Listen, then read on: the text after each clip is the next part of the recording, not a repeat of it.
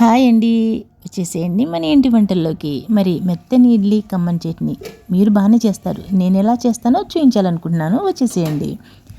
ఇడ్లీ కోసమని 1 గ్లాస్ మినప్పప్పుకి 3 గ్లాసుల ఇడ్లీ రవ్వ తీసుకోవాలి. మినప్పప్పుని 5-6 గంటల కంటే ఎక్కువ నానబెడితే చాలా మెత్తగా వస్తాయండి ఇడ్లీ, కాబట్టి 5-6 గంటల వరకు నానబెట్టండి. అలాగే గంట ముందు మనం మినపప్పు పట్టడానికి గంట ముందు ఇడ్లీ రవ్వ నానబెట్టి రెడీగా పెట్టుకోండి. ఇక పట్టాక 2 కలిపేసి అలా 4-5 గంటల పాటు బయటే ఉంచేసేయండి, ఫ్రిడ్జ్లో పెట్టకూడదు. ఇక చట్నీ కోసమని పల్లీలు ఎర్రగా వేగాలండి, గలగలలాడాలి. అలా సిమ్లో చక్కగా వేపుకోవాలి పల్లీలు. ఇడ్లీ పిండి మనం ఫ్రిడ్జ్లో పెట్టుకోకూడదండి, 4-5 గంటలు బయట పెట్టాలని చెప్పాను కదా. మార్నింగ్ లేవగానే ఫ్రిడ్జ్లో పెట్టేసుకోండి. ఇక చట్నీ రెడీ చేసుకున్నాక ఇడ్లీ పెట్టుకోవచ్చు మనం. ముందైతే నేను పల్లీలు వేపుకున్నాను, అలాగే అందులో వేయడానికి శనగపప్పు కూడా తీసుకున్నానండి. శనగపప్పు వేస్తే చాలా టేస్టీగా ఉంటాయి. 1 గుప్పెడి శనగపప్పు, అద్దపావు పల్లీలు, అలాగే కొన్ని పచ్చిమిర్చి తీసుకున్నాను. పల్లీలు వేపి పక్కకు పెట్టుకున్నాను. అదే కళాయిలో మనం వేయాలనుకుంటున్న శనగపప్పుని వేపుకోవాలండి. కాస్త దూరగా వేయించుకోండి, మరి ఎక్కువగా వేగక్కర్లేదు. కమ్మని వాసన వస్తున్నప్పుడు తీసేసేయాలి. అలా దూరగా ఎర్రగా వేగగానే దాన్ని తీసేసి మనం నానబెట్టుకోవాలండి. కంపల్సరీ కాసేపు నాననివ్వండి. 1 పావు గంట పాటు నానిందనుకోండి శనగపప్పు, చక్కగా ఉంటుంది మనకి చట్నీ. ఈ టేస్ట్ చక్కగా తగులుతుందండి. పల్లీలు శనగపప్పు చాలా బాగుంటుంది కాంబినేషన్. ఇక అదే కళాయిలో పచ్చిమిర్చి కూడా వేపుకోండి. తడి ఆరే వరకు ముందు ఆయిల్ వేయకుండా వేపుకోవాలండి. ముందుగా ఆయిల్ వేసేసి తడి పచ్చిమిర్చి వేసామనుకోండి, చిటపటలాడి మొత్తం పైకి వచ్చేస్తుందండి ఆయిల్ అంతా. అందుకనే ముందు పచ్చిమిర్చిని ఆయిల్ వేయకుండా వేపుకొని తడి ఆరగానే అప్పుడు ఆయిల్ వేసుకుందాం. ఈలోపు మనం వేపుకున్న శనగపప్పుని కాస్త శుభ్రంగా కడిగేసుకొని కాస్త వాటర్ వేసి పక్కకు పెట్టుకొని నానుతుంది. పల్లీలు ఎలాగో వేగి రెడీగా ఉన్నాయి.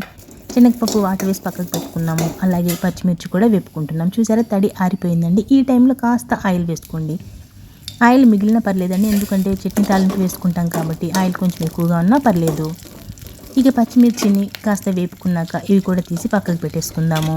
అవి కొంచెం వేగనిద్దామండి. ఈలోపు మనము నానబెట్టుకున్న శనగపప్పు ఏదైతే ఉందో అందులో కాస్త చింతపండు రవ్వలు వేసేసుకుందామండి, ఎందుకంటే అవి కూడా నానతాయి. కంపల్సరీ కాస్త చింతపండు వేయాల్సిందే అండి, అప్పుడే చట్నీ టేస్టీగా ఉంటుంది. 4-5 రెబ్బలు అలా వేసుకున్నానండి, చిన్న రెబ్బలు. అలాగే చట్నీల కోసమని వెల్లుల్లి ఒలిచి రెడీగా మిక్సీ గిన్నెలో వేసేసుకున్నాను. అలాగే జీలకర్ర కూడా వేసేసుకున్నాను. ఇక ఈ పల్లీలు, శనగపప్పు, చింతపండు, కాస్త ఉప్పు వేసేసి మనం వేయించుకున్న పచ్చిమిర్చి కూడా అందులో వేసేసి మీరు ఎలా పట్టుకోవాలనుకుంటున్నారో అలా మెత్తగా పట్టేసుకోండి. నేనైతే ఒకదాని తర్వాత ఒకటి వేసేసి అన్నీ మెత్తగా గ్రైండ్ చేసేసుకొని తాలింపు వేసేసుకుని మీకు చూపిస్తున్నానండి. అలాగే చూపిస్తాను. ఇవన్నీ కలిపేసి నేను మిక్సీ చేసేసుకున్నాను. అలాగే తాలింపు కూడా వేసేసుకున్నాను, అదే మీకు చూపిస్తున్నాను. 1 by 1 నాకు చూపించడానికి ఈ సెల్ పట్టుకొని కుదరదు కాబట్టి ఎట్ ఏ టైం అన్నీ వేసేసుకొని చట్నీ పట్టేసుకున్నానండి. అది తాలింపు కూడా వేసేసుకున్నాను. ఇక ఇలా మాత్రం ఖచ్చితంగా చేసుకోండి. శనగపప్పు వేసి పల్లీలు అలా చెప్పాను కదండి, శనగపప్పు నానపెట్టుకోవాలండి కంపల్సరీ, అప్పుడు టేస్ట్ చాలా బాగుంటుంది. వేపి నానపెట్టి మనం పల్లీలతో కలిపి చట్నీ చేసుకుంటే సూపర్గా ఉంటుంది. ఇక మనం చట్నీ వేస్తున్న టైంలోనే, చట్నీ చేస్తున్న టైంలోనే నేను ఇడ్లీ కూడా పాత్రలో పెట్టేసుకున్నానండి. రెడీ అయిపోయాయి ఇడ్లీ కూడా. ఇక ఆ ఇడ్లీని లాగించడమే తరువాయి. ఇక కమ్మగా చేసుకునే చట్నీని ఒక గిన్నెలోకి తీసేసుకోండి. మీకు ఎంత ఎక్కువగా కావాలంటే అంత ఎక్కువగా వేసుకోండి. చట్నీ చాలా పలచగా చేసుకున్న కమ్మగా ఉంటుందండి. ఇది నేను మరీ పలచగా కాదు మరీ చిక్కగా కాకుండా చేసుకున్నాను. అలాగే అందులోకి కొరివి కారం పచ్చడి అండి, కొరివి పచ్చడి అనమాట ఇది. వేడి ఇడ్లీ పెట్టేసుకున్నాను, అలాగే చట్నీ వేసేసుకున్నాను. అందులోకి కాంబినేషన్గా కొరివి కారం పచ్చడి చెప్పాను కదా, అసలు మామూలుగా లేదండి. అవి 2 కలుపుకొని నంచుకొని ఆ మెత్తటి ఇడ్లీ వేడిగా ఉన్నాయండి. నెయ్యి వేసుకున్నారంటే ఇంకా అదిరిపోతాయండి, అంత కమ్మగా ఉన్నాయి. చెప్పాను కదా, ఇడ్లీ మినపప్పు ఎంత ఎక్కువగా నానితే అలాగే మనం బయట పట్టాక ఒక 5-6 గంటల పాటు బయటే ఉంచండి. ఈ చలికాలం పూట అయితే మరీ ఎక్కువసేపు బయట ఉంచినా పులవదండి, కాబట్టి బయట అలా ఉంచేసేయండి. ఇక మెత్తగా రాకుండా ఎందుకు ఉంటాయండి. గ్లాస్ మినపప్పుకి 3 గ్లాసుల ఇడ్లీ రవ్వ అయితే సరిపోతుంది. చూసారు కదా ఎంత లావుగా చక్కగా మనం వేసుకున్న దాన్ని బట్టి వస్తాయండి ఇడ్లీ.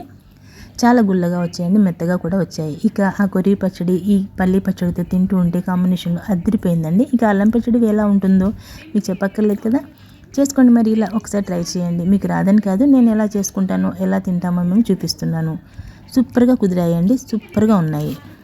నచ్చితే కనుక ఒక చిన్న లైక్ చేసేయండి, షేర్ చేసేయండి, సబ్స్క్రైబ్ చేసుకోవడం మర్చిపోకండి ప్లీజ్. Thank you.